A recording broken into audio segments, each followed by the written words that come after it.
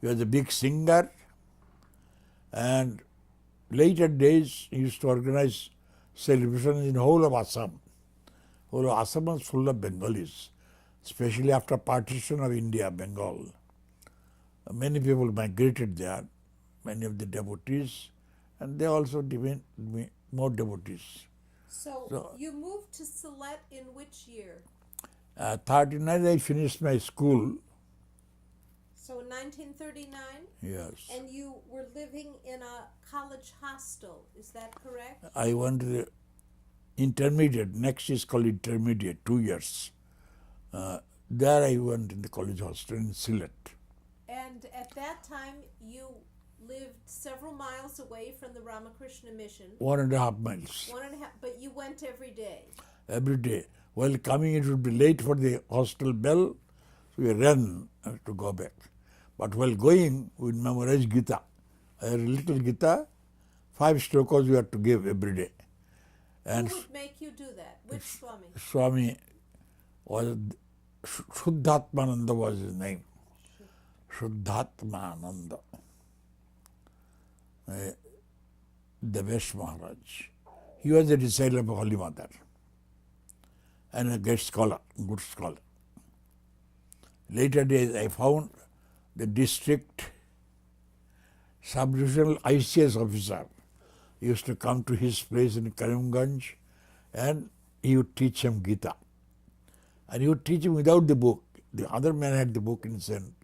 He was so thorough. Yeah. Okay, you were talking about the Sylhet ashram and the Swami who used to make you memorize the Gita. And he was very sattvic type. I remember later Parameshwara was describing the two Swamis. They had Swami, they are all same age. Had Swami was very rajasic. He was a cricket player, he was a big singer, a good manager of the center.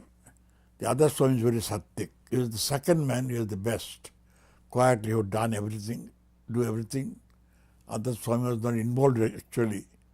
I do often like this, you see. Anyhow, so Swamananda, one of his great credit is, every year he would go to Belrumat and Parameshwara would compose every year a song. And he would go and first sing. But it is a new song. See, in those days, Devendra Majumdar composed songs, and after that, Sharachandra Chakravarti also a few songs. But Parameshwara was the most popular writer. And he would sing, and sometimes they were impressed. As if he has seen and written it. Describing Mother Kali, this, that. M said like that. Mahapurush Maharaj. He has seen and written. Kali Maharaj. And Maharaj also would repeat what song and all that. There is great admiration for him, for Swami Parameshwara. And Somanji was a disciple of Maharaj. Parameshwara once told me that Sylhet sadhus are all-rounders. When he was inspiring me to, that you build up your body, you build up your intellectual side, meditative side and service side. If you observe the Sylhet sadhus, he was proud of his Sylhet sadhus. He was not there. You will feel that they are all balanced. And later when I went to him after a few years, and he used to go, and I was going to join, he was telling that Sylhet, those people are very highly balanced sadhus. But they live far away from the capital, from Belrumat. That's why nobody knows about them. Otherwise they would have got good positions. He was that way once thought. And of course, I was already studying in Calcutta. We wanted me to around there, not to go far away. So the Swamis who were at the Sylhet ashram, who you got to know from 1939 until what year? 41. 41. Were Swami Swahananda, he was the head of the center? Yes. And then next was Yes, Shuddhatmananda. Shuddhatmananda, who was the Sattvic The tribe teaching assistant. Gita. And then who else was there? Third was Achinta Maharaj. He was the son of a great logician. And he himself also would argue, half communistic, half general. If some boy goes to take Charanamrita, where are you taking this water? What is there in that water? Like that he would cross-examine. Similarly, Sukhanandaji and Habiganj made me write why I come to Ramakrishna Mission articles. They would try to test and when I became the editor of the magazine, Premeshwar earlier wrote not to pursue too much of ambition and go this Sukhanandaji and Nana for distance writing not understanding. You continue. Anyhow, then I gave up. Yeah, anyhow, so I went. Swachintavaj was like this. And there were only those three Swamis at that time? Three Swamis. No, there was another Kamakhya Maharaj. He's a special case. He was a regular pujari in those days. That is, he become older, you see. Very regular in their habits. Early morning they got up. Morning worship was there. Prasad would come out. His specialty is constancy. He was a disciple of Premeshandaji before he became a sadhu. He belonged to a Shakta family of gurus. And when he became, he gave him. Now, interesting thing is, he had brahmacharya and sannyas from Mahapurushas. They knew that he was initiated by Premeshwar, but they did not ask him to change it. Is it? That much recognition they give to Really? Premeshandaji. Yeah. Before joining. Before formally became sadhus. And then when he died, our Hiranmayandaji, he is also a bold man. He in his obituary, they specially mentioned that word. Specially mentioned, you see, that yes, as a disciple of that. So Kamakhya Maharaj, short size, quiet type. And were there any brahmacharis there? Ochintavaj was a brahmachari. What happened, he once went for sannyas to Belur. At that time he was refused. Some complication came. By that time the rules are being stratified, stricter. He went from Dhaka. So he did not give. Then afterwards he did not ask for sannyas. 20 years gone. He said, I am not going to ask anymore. And other things, he was working among the tribals. That was his major side, tribal work. That means poor man's work, like again social service type, dispensary, this thing, that thing, like that. And then how it happens, once Kali Krishna was sick,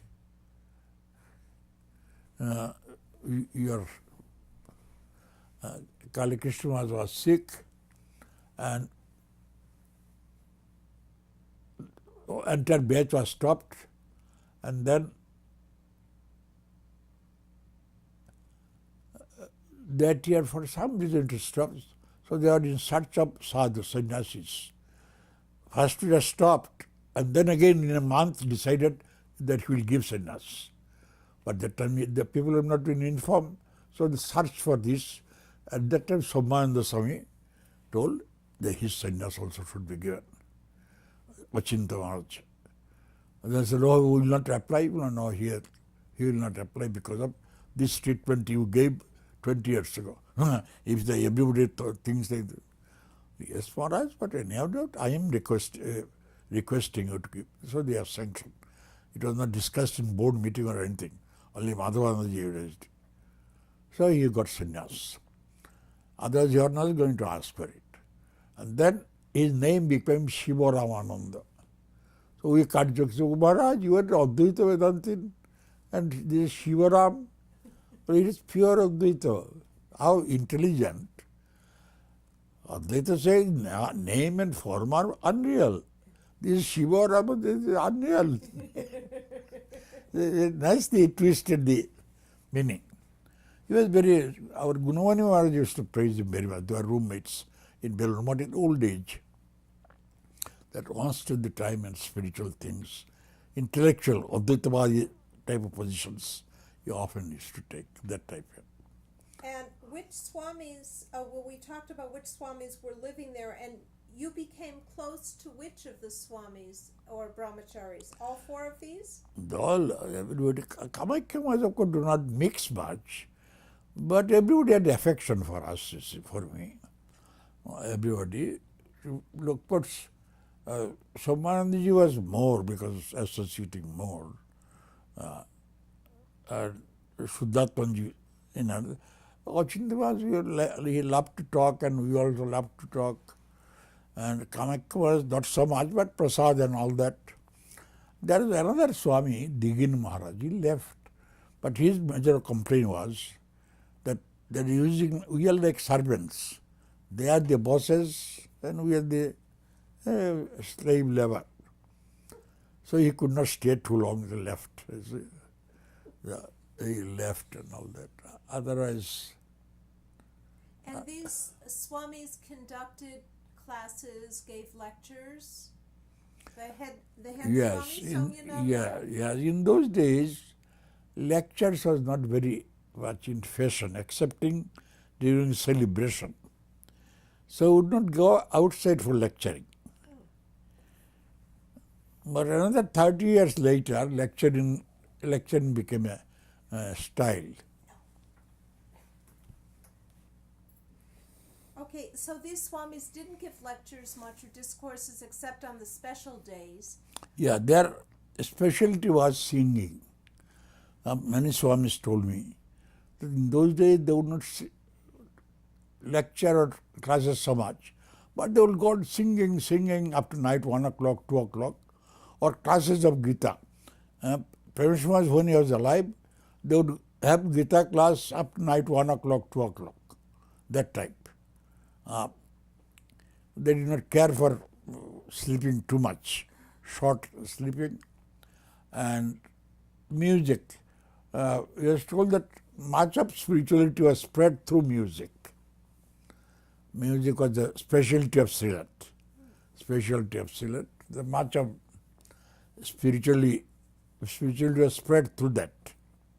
And Swamiji, the Swamis themselves, when they spoke to you, the one-to-one conversation or with other young boys, what were they talking to you about? How did they inspire you? Meditate, love Thakur, serve the world, like this, service to the society. Half patriotism, you could say in some sense, because that was days when India was not independent, you see. It was a slave nation, so everybody was burning. If you are a good boy, you should be patriotic, that idea. Otherwise, you are the ordinary boys, don't matter. It's that type.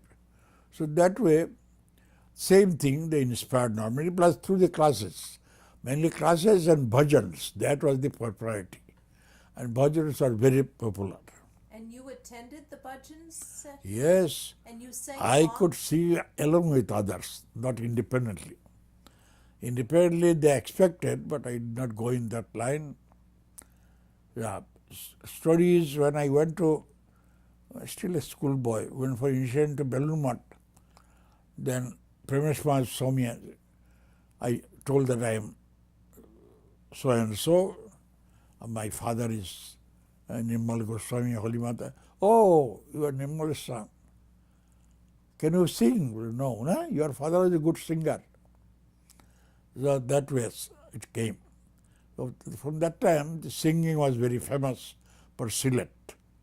In fact, Swami Swahananda was often termed as, jokingly, Utsavaranda. That means he revels in celebrations. And whole of Assam, at least 20 ashrams he built up. Ashrams in small places, and not big buildings.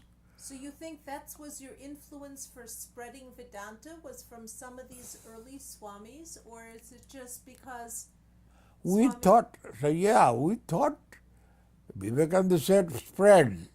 We never thought that spreading means increasing the hankara and this and that. Those questions did not arise in our mind. You dedicate your life, you serve the people, and of course do meditation, this, that. and give your life for the Lord and the society, who is the manifestation of the Lord. So that is the idea. We never thought of where I shall get Brahmajnana. Or this is the better method, japa or dhyana or service. At that time the question did not become prominent. Prominent became, after finishing studies, then the question became more prominent. So were you, even in those young days, Swamiji, were you more inclined towards meditation than karma yoga, or were you practicing one more than another? Whatever routine the arrangement of the ashram allowed.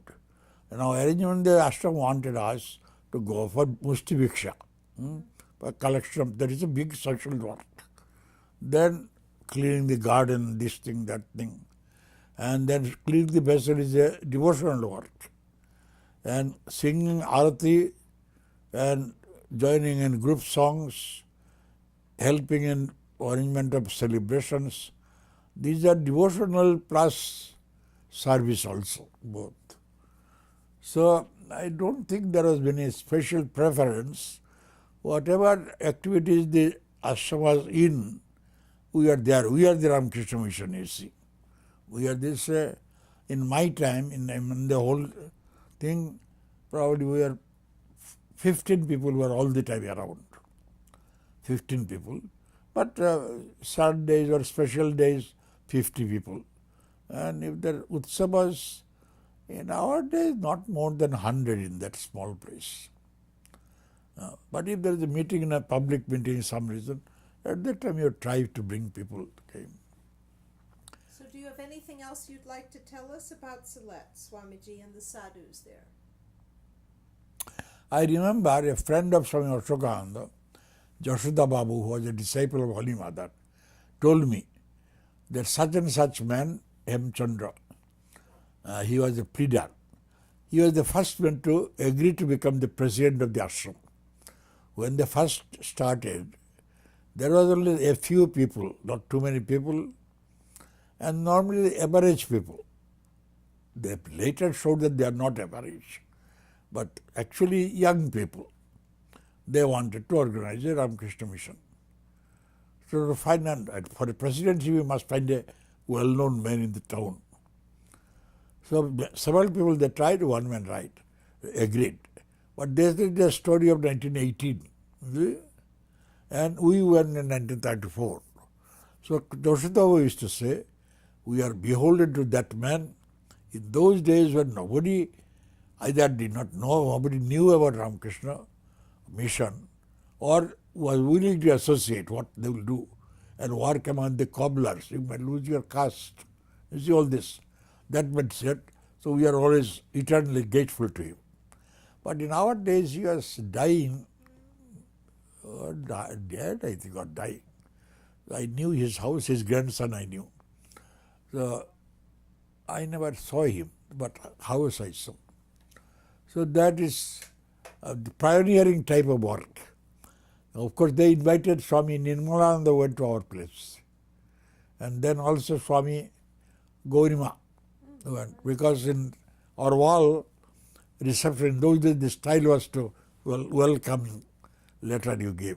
Oh, great soul, son of Ramakrishna, you have come. They did that to you when you went back to Habiganj. Yes. So this was like that, you see. Another was painted and kept also.